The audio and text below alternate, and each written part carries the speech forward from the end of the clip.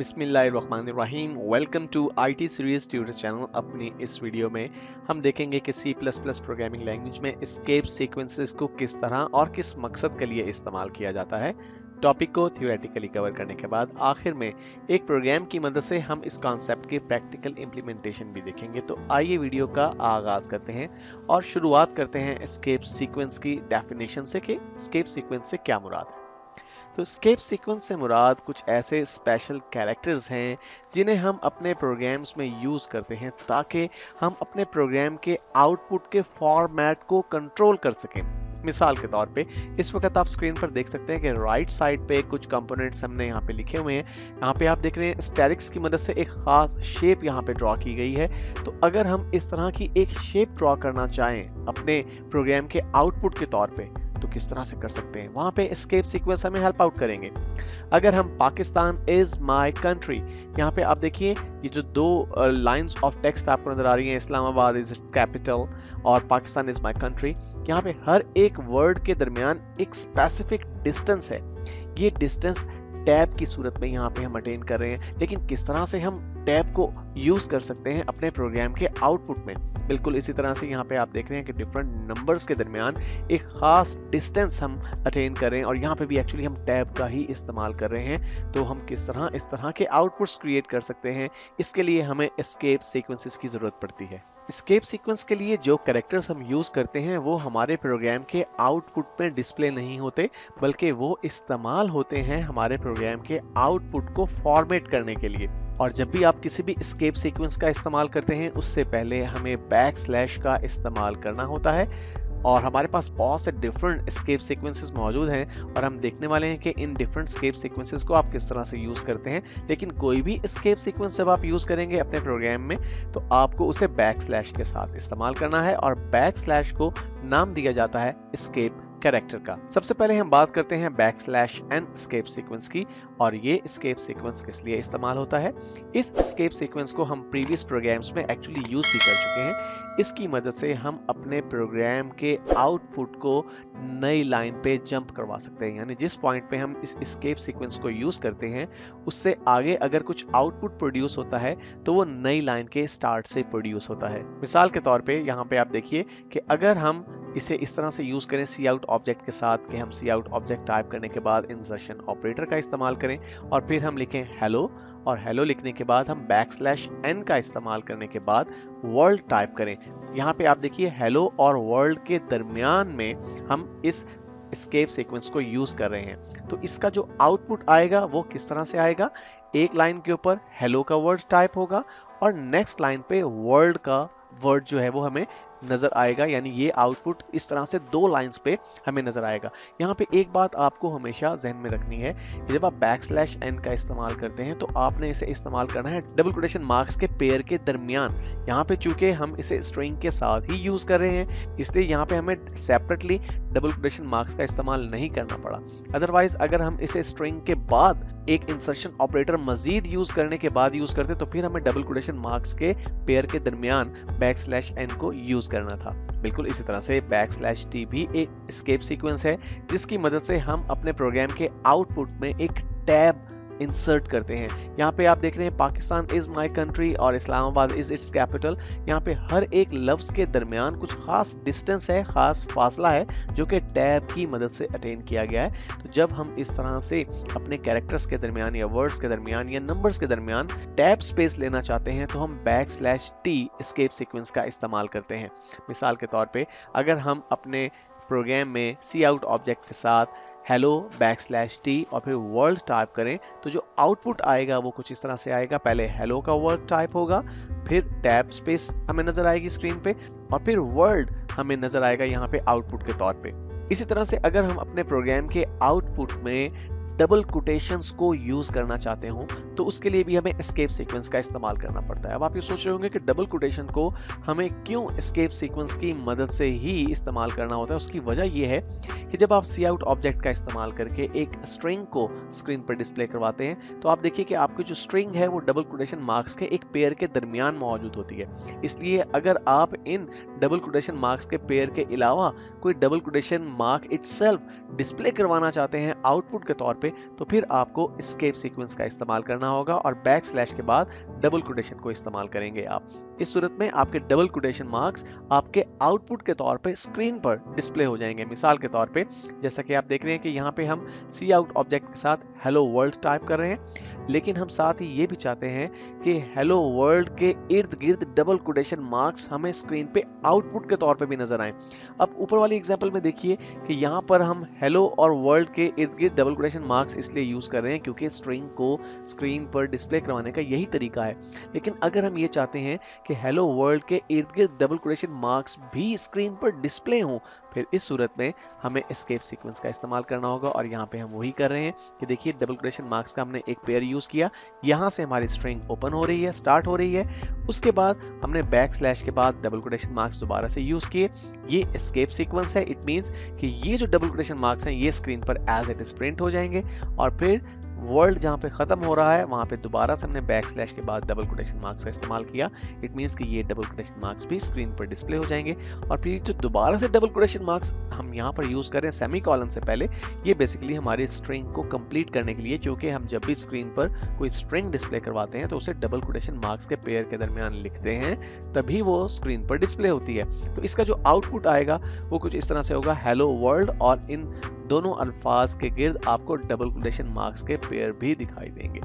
इसके बाद हम बात करते हैं नेक्स्ट एस्केप सीक्वेंस की, और ये एस्केप सीक्वेंस हम यूज करते हैं अपने प्रोग्राम आउटपुट में एक सिंगल कोटेशन मार्क को डिस्प्ले करवाने के लिए, बिल्कुल उसी तरह जिस तरह से डबल कोटेशन मार्क्स को आप डायरेक्टली स्क्रीन पर आउटपुट के तौर पे नहीं डिस्प्ले करवा सकते, बिल्कुल इसी तरह से सिंगल कोटेशन मार्क को भी आपने अगर स्क्रीन पे आउटपुट के तौर पे डिस्प्ले करवाना है तो आपको एस्केप सीक्वेंस का इस्तेमाल करना होगा।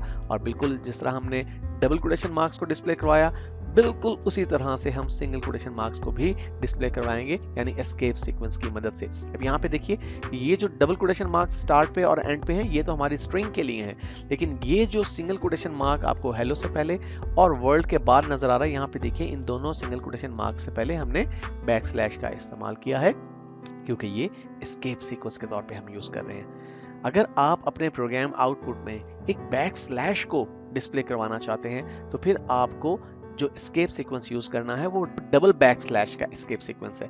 इसमें से जो पहली बैकस्लैश है ये एक्चुअली एस्केप कैरेक्टर है और जो दूसरी बैकस्लैश है ये स्क्रीन पर आउटपुट के तौर पर डिस्प्ले हो जाएगी। फॉर एग्जांपल अगर हम चाहते हैं कि स्क्रीन पर डिस्प्ले करवाएं C:\बैकस्लैश, तो इसके लिए हमें कुछ इस तरह का तरीकाकार इख्तियार करना होगा। हम टाइप करेंगे C out, फिर इंसर्शन ऑपरेटर, और फिर जो स्ट्रिंग हमने डिस्प्ले करवानी है वो डबल कोटेशन मार्क्स के पेयर के दरमियान हमने टाइप की C:, और फिर 2 टाइम्स हम बैकस्लैश का इस्तेमाल करें। इस सूरत में हमारी एक बैकस्लैश जो है वो एस्केप कैरेक्टर कंसीडर की जाएगी और वो प्रिंट आउट नहीं होगी, लेकिन दूसरी जो बैकस्लैश है वो स्क्रीन पर प्रिंट हो जाएगी।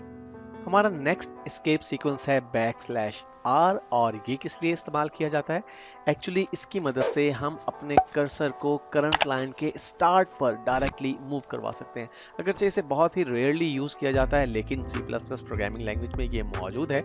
आइए देखते हैं एक एग्जांपल की मदद से कि किस तरह से ये हमारे आउटपुट को इफेक्ट करता है। लेट्स से कि अगर हमने अपने C out ऑब्जेक्ट के साथ हेलो लिखने के बाद \R का इस्तेमाल किया और फिर वर्ल्ड टाइप किया अपनी स्ट्रिंग में, तो हमारा जो आउटपुट आएगा वो किस तरह से आएगा? एक्चुअली हमारा जो पहले हेलो वर्ल्ड है ये स्क्रीन पर प्रिंट किया जाएगा।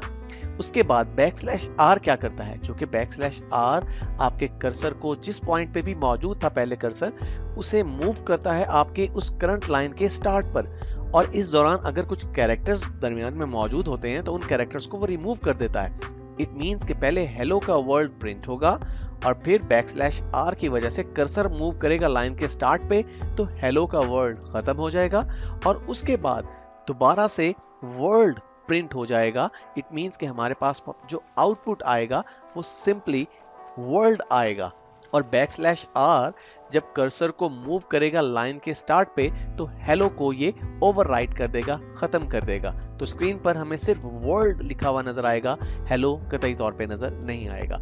नेक्स्ट हमारे पास जो एस्केप सीक्वेंस है वो है \B, और ये इस्तेमाल किया जाता है एक बैकस्पेस इंसर्ट करने के लिए अपने आउटपुट में। बैकस्पेस से क्या मुराद है? यहाँ पर एग्जांपल देखिए कि अगर हम C out ऑब्जेक्ट के साथ हेलो टाइप करने के बाद बैकस्लैश बी इस्तेमाल करते हैं और फिर वर्ल्ड टाइप करते हैं, तो हमारे पास जो आउटपुट आएगा वो हेल वर्ल्ड आएगा। हेल वर्ल्ड क्यों? क्योंकि जो बैकस्लैश बी है ये एक बैक स्पेस इंसर्ट करता है आपके आउटपुट में, तो एक बैक स्पेस की वजह से हेलो में से ओ जो है वो रिमूव हो जाएगा और हमारे पास जो आउटपुट आएगा वो हेल वर्ड आएगा। एक्चुअली होगा ये कि पहले हेलो का वर्ड पूरा टाइप होगा सी आउट ऑब्जेक्ट की वजह से, लेकिन फिर बैकस्लैश बी अपना काम करेगा और ओ को डिलीट कर देगा और बाकी जो वर्ड है उसके बाद वो प्रिंट हो जाएगा। यानी अब हमारे पास जो टोटल आउटपुट रह जाएगा वो रह जाएगा हेल वर्ड। इसके बाद हमारे पास जो नेक्स्ट एस्केप सीक्वेंस है वो है बैकस्लैश एफ, और ये किस लिए इस्तेमाल होता है? बैकस्लैश एफ का जो एस्केप सीक्वेंस है ये आपके आउटपुट में एक ब्लैंक पेपर जितनी स्पेस प्रोड्यूस कर देता है। यानी जिस पॉइंट पे भी आप बैकस्लैश एफ का इस्तेमाल करेंगे उसके फौरन बाद एक पेपर जितनी स्पेस आपके आउटपुट में एम्प्टी छोड़ी जाएगी और उसके बाद जो नेक्स्ट आउटपुट है वो प्रोड्यूस किया जाएगा। मिसाल के तौर पे अगर हम सी आउट की मदद से हेलो वर्ड के बाद बैकस्लैश एफ का इस्तेमाल करने के बाद फिर वर्ड को टाइप करते हैं तो हमारी जो टोटल स्ट्रिंग बन जाएगी वो हेलो बैकस्लैश एफ वर्ड बन जाएगी। तो इससे हमारा आउटपुट किस तरह से प्रोड्यूस होगा? पहले हमारा हेलो का जो वर्ड है वो स्क्रीन पर प्रिंट होगा, उसके बाद एक ब्लैंक पेपर को हमारे आउटपुट में ऐड किया जाएगा और उसके बाद जो वर्ड है ये अपीयर होगा हमारे आउटपुट के तौर पे। और जो लास्ट एस्केप सीक्वेंस है ये इस्तेमाल करते हैं हम अपने प्रोग्राम एग्जीक्यूशन के दौरान एक बीप प्रोड्यूस करने के लिए। अगर हम ये चाहें कि किसी स्पेसिफिक पॉइंट पे हमारा प्रोग्राम एक बीप प्रोड्यूस करे जो कि हमारे कंप्यूटर के इंटरनल स्पीकर की मदद से प्रोड्यूस की जाती है, तो हम बैकस्लैश ए का इस्तेमाल करते हैं। मिसाल के तौर पे अगर हम सी आउट ऑब्जेक्ट के साथ हेलो टाइप करने के बाद बैकस्लैश ए और फिर वर्ल्ड टाइप करते हैं तो पहले हेलो वर्ड स्क्रीन पर प्रिंट होगा, फिर एक बीप साउंड प्ले होगा और उसके बाद वर्ल्ड स्क्रीन पर प्रिंट होगा। आइए अब एक प्रोग्राम की मदद से हम एस्केप सीक्वेंस के कॉन्सेप्ट को मजीद क्लियर करते हैं। जैसा कि आप स्क्रीन पर देख सकते हैं कि मैंने यहाँ पे दो छोटे छोटे प्रोग्राम्स पहले से टाइप और सेव कर रखे हैं, जिनमें से पहला प्रोग्राम हमारी स्क्रीन पर कुछ इस तरह का आउटपुट प्रोड्यूस करेगा। यानी पहले एक स्टैरिक, फिर दो स्टैरिक्स और फिर तीन स्टैरिक्स और फिर इस तरह से चार स्टैरिक्स, तो एक ट्रायंगल शेप बन जाएगी स्टैरिक्स की। तो आइए देखते हैं हम इसे किस तरह से अटेन कर रहे हैं। यहाँ पर देखिए हमने लाइन नंबर 11 पे एक्चुअली एक सी आउट स्टेटमेंट का इस्तेमाल किया है, जिसकी मदद से हम बिल्कुल इस तरह का आउटपुट प्रोड्यूस कर रहे हैं। उससे पहले जो कोड है वो हम 12 डिफरेंट प्रोग्राम्स में यूज कर चुके हैं। लाइन नंबर 7 पे हम आईओ स्ट्रीम हेडर फाइल को इंक्लूड कर रहे हैं। लाइन नंबर 8 पे हम बता रहे हैं कि कौन सी नेम स्पेस हम यूज कर रहे हैं और लाइन नंबर 9 पे हमारा मेन फंक्शन स्टार्ट हो रहा है। तो यहाँ पर देखिए हम सी आउट को किस तरह से यूज कर रहे हैं। हमने सी आउट ऑब्जेक्ट का नाम टाइप किया, उसके बाद हमने इंसर्शन ऑपरेटर का इस्तेमाल किया। इंसर्शन ऑपरेटर को यूज करने के बाद आप देखिए डबल कोटेशन मार्क्स का एक पेयर है और उस पेयर के दरमियान हम स्टैरिक्स को यूज कर रहे हैं बैकस्लैश एन के साथ। पहले हमने एक स्टैरिक को यूज किया और फिर बैकस्लैश एन यानी ये एस्केप सीक्वेंस यूज किया। इससे होगा ये कि एक स्टैरिक टाइप होने के बाद नई लाइन प्रोड्यूस हो जाएगी। यानी अब जो भी आउटपुट प्रोड्यूस होगा चाहे वो इसी सिंगल सी आउट ऑब्जेक्ट की मदद से क्यों ना प्रोड्यूस हो रहा हो, वो नेक्स्ट लाइन पे चला जाएगा और फिर दो स्टैरिक्स हमारे पास स्क्रीन पर प्रिंट होंगे। फिर न्यू हमारे पास लाइन प्रोड्यूस हो जाएगी बैकस्लैश एन की वजह से और तीन स्टैरिक्स जो है वो नई लाइन पे प्रोड्यूस होंगे और उसके बाद फिर बैकस्लैश एन का हमने इस्तेमाल किया है तो यहाँ पे भी फिर एक नई लाइन इंसर्ट हो जाएगी और ये जो चार स्टैरिक्स हैं ये चौथी लाइन में जाके इंसर्ट होंगे। मैं इस प्रोग्राम को पहले ही सेव कर चुका हूँ, मैं इसे एग्जीक्यूट मेन्यू में जाके कंपाइल करता हूँ। कोई एरर नहीं है, कोई वार्निंग नहीं है। मैं इसे रन करता हूँ तो देखिए रन करने पर आपके पास स्टैरिक्स की एक ट्रायंगल इस तरह से आपको नजर आ रही है। तो आपने देखा कि किस तरह से बैकस्लैश एन की मदद से हमने आउटपुट को फॉर्मेट किया। यहाँ पे एक और प्रोग्राम हमने पहले से टाइप और सेव कर रखा है जिसमें हम अपने आउटपुट को कुछ इस तरह से फॉर्मेट करना चाहते हैं कि हम नंबर्स के दरमियान एक स्पेसिफिक स्पेस या टैब का इस्तेमाल करना चाहते हैं। तो यहाँ पे भी देखिए हम एक ही सी आउट ऑब्जेक्ट की मदद से या एक ही स्टेटमेंट की मदद से ये पूरा आउटपुट प्रोड्यूस कर रहे हैं। हम 1 टाइप करेंगे पहले, यहाँ पे देखिए डबल कोटेशन मार्क्स के पेयर के दरमियान और फिर हम एस्केप सीक्वेंस बैकस्लैश टी का इस्तेमाल करेंगे। इससे एक टैब स्पेस इंसर्ट हो जाएगी। फिर हमने 2 टाइप किया इसी डबल कोटेशन मार्क्स के पेयर के दरमियान और फिर हमने बैकस्लैश टी का इस्तेमाल किया और फिर 3 और फिर 4 और फिर 5। अब 5 के बाद आप देखिए कि जो नेक्स्ट आउटपुट है वो नई लाइन पर लेकर जाना है, इसलिए 5 के बाद हमने बैकस्लैश n का इस्तेमाल किया और फिर 6 टाइप किया, यानी नई लाइन पे जाने के बाद 6 प्रिंट होगा और फिर बैकस्लैश t की मदद से फिर टैब स्पेस प्रोड्यूस होगी और फिर 7, 8, 9 और 10 इसी तरह से स्क्रीन पर प्रिंट हो जाएगा। तो आइए इस प्रोग्राम को हम कंपाइल करते हैं। तो मैं एग्जीक्यूट मेन्यू में जाके कंपाइल के ऑप्शन को सिलेक्ट करता हूँ, नो वार्निंग नो एरर, और मैं इसे रन करता हूँ। तो आप देखिए 1, 2, 3, 4, 5 इनके दरमियान आपको टैब स्पेस नजर आ रही है और फिर 5 के बाद 6 न्यू लाइन पे और फिर टैब स्पेसेस के साथ आपको बाकी के नंबर्स भी स्क्रीन पर दिखाई दे रहे हैं।